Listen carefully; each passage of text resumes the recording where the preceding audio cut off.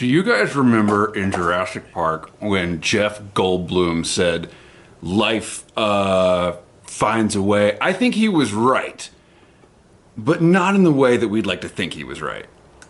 Here is the Gribley's Folly Sunday Antisocial Hour, that rare occasion when I smoke my pipe and complain about humanity while answering all of its questions. And if you are a piece of humanity with a question for me, leave it in the comments down below with the hashtag AskGribs, and I will answer any question you could ever possibly pose. I think life does find a way, and the thing is, life's goals are not our goals. Like, the goals of life are not necessarily the goals of those who are alive. My kid is of the age now where I'm starting to worry.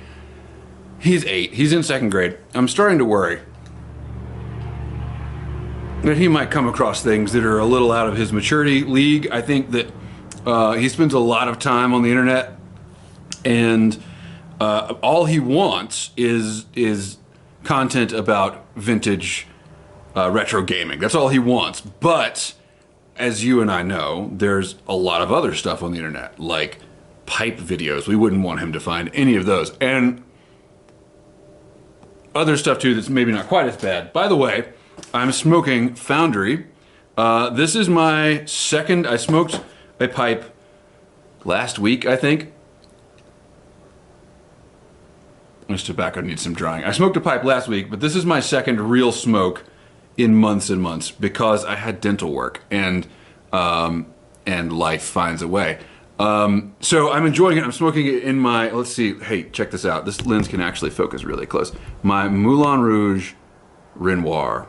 Isn't that nice? This was a basket pipe. I don't know. I've never heard of this brand before or since. My second pipe ever. And hang on. And I really enjoy it. It's very stylish, but I do kind of feel it could smoke better. And this tobacco needs to dry. So life's goals are to procreate, like to increase life, and our goals are like to have quality of life. Life doesn't care about quality of life. And so I'm talking to my kid, and I'm like, you know, you got the sperm, you got the egg, right?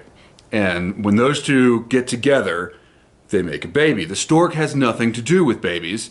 Babies grow in the uterus, and the uterus is in the female body, and that's all you need to know right now. That's it. That's the whole story. But then he's like, well, wait a minute.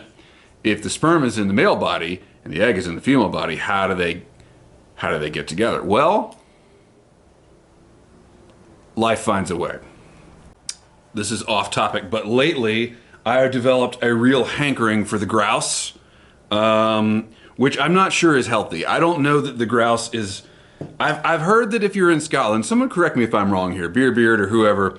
Beard, I did not just call you Scottish. Please don't get upset. But you are closer to Scotland than I am. I have heard that Scots actually appreciate the grouse in the way that we appreciate Jack Daniels, even though, by the way, I do not appreciate Jack Daniels. But you know that it is like a main street kind of blend. It's not very fancy. It's just a good, solid whiskey. I find that I enjoy the grouse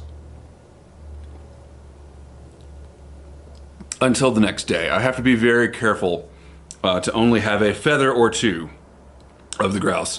Where was I? Right, telling my kid about sex. So I said, you know, I don't want to bore you with the details, but the way that the sperm and the egg get together, the thing that you need to know, right? He already knows sex is not for kids, right? We've been talking about that since he was born.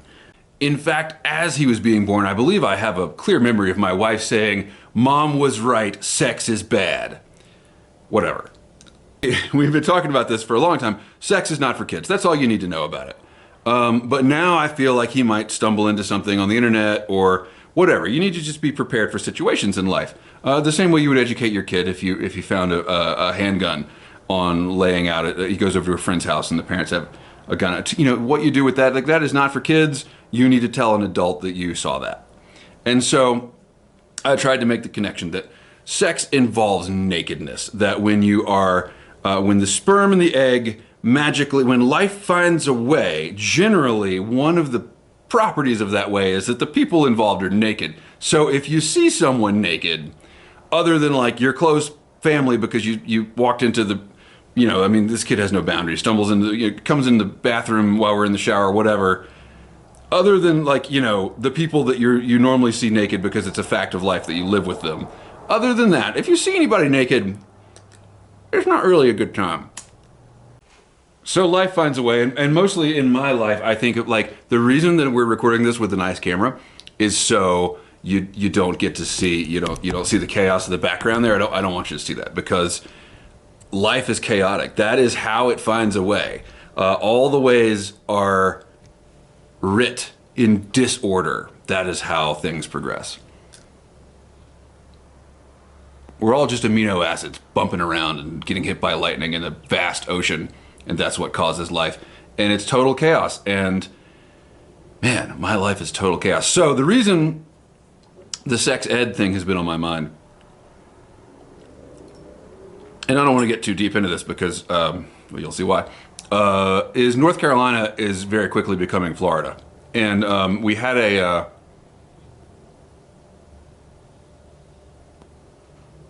turncoat representative in the General Assembly who switched parties from Democrat to Republican, giving the Republicans a veto-proof supermajority, and they are running with it. And we see what's happening in Florida, and I do not want those kinds of people educating my kid about sex. And I know that there's plenty of people that think that wokeism is stopping people from educating kids about sex, like stopping gender studies in the classroom or studies about sexuality or whatever. But in fact, my belief is that a lack of information is just as much an education as too much information. And when I was teaching, I saw the fruits of a lack of information in this regard, and the rate of teenage pregnancies in the high schools in which I taught was incredibly high. And so I don't want anyone putting ideas into my kid's head about anything really, sex or drugs or guns or politics or anything. I don't actually want anyone to talk to my kid. I don't even want anyone to talk to me. I just want to be left alone. Every time, the reason there are long pauses between my videos these days, well, is that life is chaos. But, man, what do we talk about? Like, you want to talk about Florida? You want to talk about like the 1.5 mass shootings per day that we're having? Like, you guys know, if you follow the channel long enough, I don't like to make videos in the wake of mass shootings. When the hell am I going to make a video? They happen all the time now. And, we're catching up.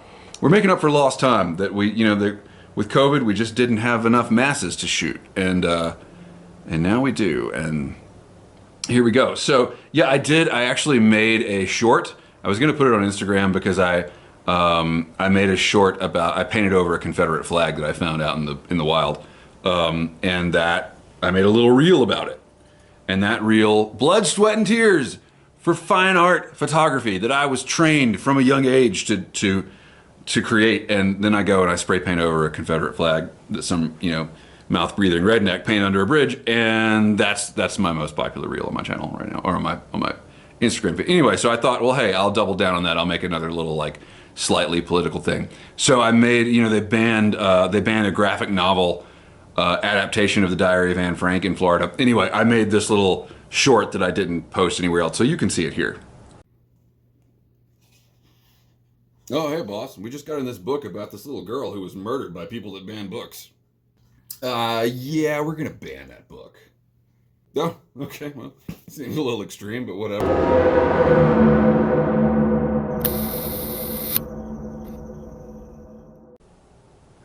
Yeah, I'm not so happy. I'm not so happy with the state of things. And frankly, I'm pretty resentful. I'm pretty resentful that,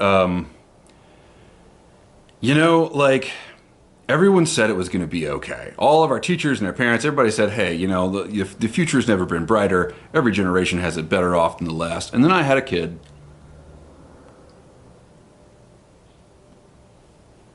and things just went to shit. And I got to raise him. Not only do I have to tell him about sex, I have to tell him about fascism. That's one of the talks. Like, oh yeah, did you have the talk with your kid? Which one? The one about sex or the one about fucking Nazis in Florida? On a slightly brighter note, I just buried a skull in the woods. Actually, I didn't bury it. I buried a skull in my backyard. I just left the skull in the woods. I put it in a hollow tree and left it in the woods. So if you want to hear that story, my subscribers on Patreon already hear it. They get to deal with me way more than you guys do. So pour one out for them. But there are good moments, right? There are, and when I am not in this mood, I can see the good moments. We had my kid and I have made quite an exhaustive video of us playing through the original Legend of Zelda. It's like hours and hours of footage of us playing Zelda, which of course he is not I am not a video editor, but he is definitely not a video editor. So that falls on me. I don't know if I'm going to release it on this channel, or he might start his own YouTube channel soon enough. Is that a thing? Can kids do that? I don't know. Like, I know that when I upload videos, I have to check this is not made for kids. Would he have to check this is made by kids? I don't know. But I think we mostly just want to share it with friends. You guys don't want to see this. Yeah, I'm sorry. I'm not trying to leave you out, but like, this is, unless you just really like The Legend of Zelda and really like me, and I'm pretty sure those Venn diagrams don't line up, it's boring. But it's really cool to, when I was 8 years old, I was playing The Legend of Zelda, and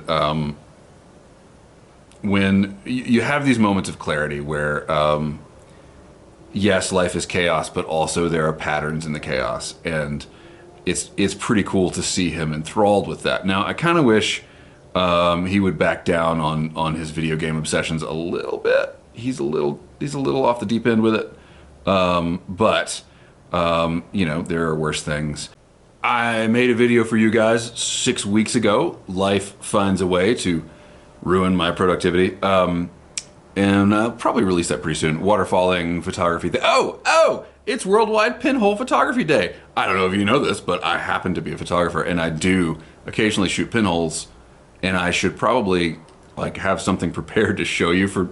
I don't do it. Like, okay, so it's like National like Yoga Ball Dance Day, where everyone dances on a yoga ball. Like, who comes up with this shit? Anyway, I want you to pose your questions to me. Ask Ribs down in the comments. Here's a question I'll pose to you. If you could go back before social media, would you do it? Like, if you could let go of all this and go back to a time when there was established media, New York Times, CNN, whatever, maybe, so like 90s, maybe even 80s. Would you do it? Were we really better off? Like, was the... I'm sure that, you could find metrics to argue either way. Economically, we're probably better off. I don't know. Would you return to a world without social media?